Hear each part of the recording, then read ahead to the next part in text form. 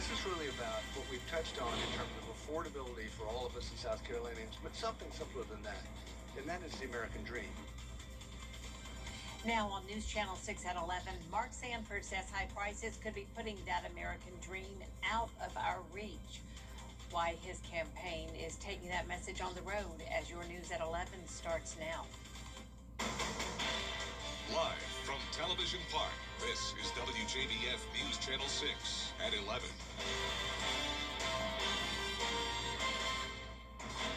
Good evening, everyone. I'm Jenny Montgomery. Thanks so much for joining us tonight. Coverage you can count on begins with former South Carolina Governor Mark Sanford here on WJBF and the WJBF 6 Plus app. It is time now for a first check of your weather. Here's our chief meteorologist, Jennifer Tracci. Well, it's a nice dry Friday night and the last night of July. This is a look at our Terry Lambert Hyundai Skyview cam right here at Television Park. As for our almanac in Augusta, we started out with another cooler morning, 67. That puts us 5 degrees below average. Then our high today matched the average at 94. No rain at all today across the CSRA.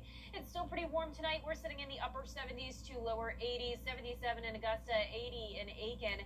Dew points are climbing, so we've had some nice drier air in place over the past 2 days.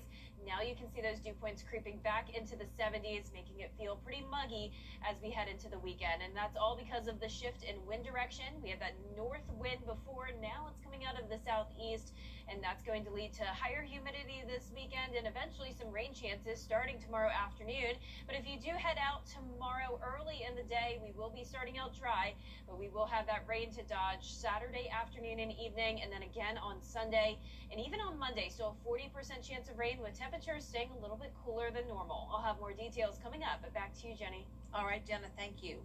A state-appointed commission will help determine whether Burke County Sheriff Alfonso Williams stays on the job. Governor Brian Kemp announcing today that he has appointed a commission to determine whether Sheriff Williams should be suspended. Governor Kemp's office was required by law to wait 14 days after the indictment was delivered to appoint a commission to investigate. That commission now has 14 days to make a recommendation to the governor. As the population in Georgia grows, it's a dry end to July, but a wet start to August tomorrow. We will be tracking some rain, which could lead to minor flooding. Also, the threat of some strong to severe storms. We'll be feeling more humid, but at least we do have some cooler temperatures on the way. All those details when we return. Kimmel's Summer Guest News Nation is the fastest growing network in all of television. I appreciate you making the case.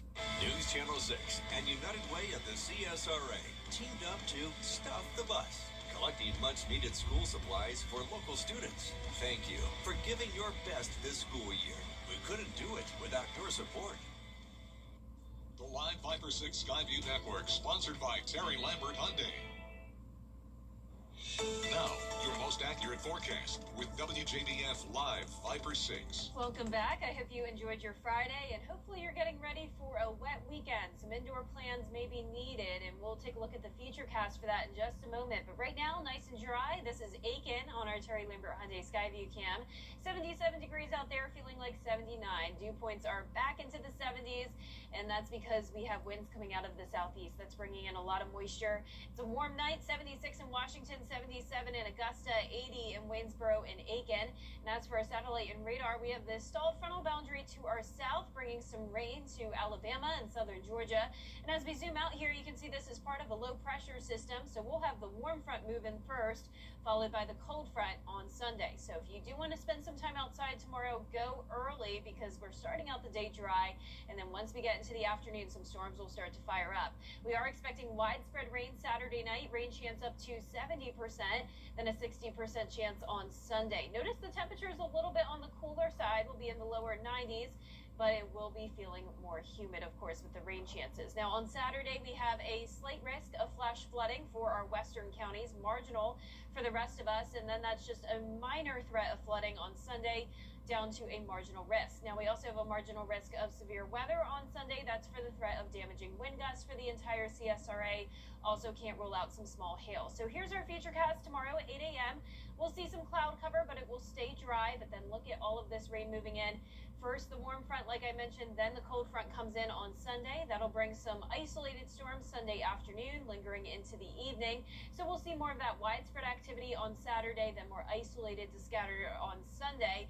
And then on Monday, I have a 40% chance of rain in the forecast, but most of that activity will be along the coastline, so we'll start to dry back out. But here's a closer look. Saturday at noon, a few pop-up storms possible, but then the widespread activity gets here during the late afternoon.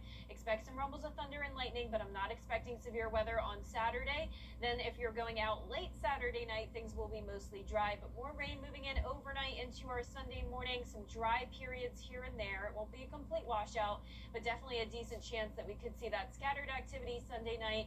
And within some of these cells, we'll be watching for the threat of damaging wind gusts and small hail. So what are we talking when it comes to rainfall totals? Well, I think a lot of us will get up to an inch of rain, while some pockets could see around 2 to 4 inches, and that's where we could have some of those flooding concerns. So cooler temperatures for now. Will be a little bit hotter as we go into next week, 94 by next Friday, and those low temperatures are also getting back to near average, lower 70s tonight. High temperatures tomorrow, very close to average. Now here's our 10-day forecast. Rain chances become more typical summertime as we go into Tuesday through the following weekend at 30%, and those high temperatures staying near average in the low to mid 90s. All right, thank you so much, Jenna. Up next, a possible turning point in the Middle East. President Janitor is sweeping up the internet with movies that are going viral.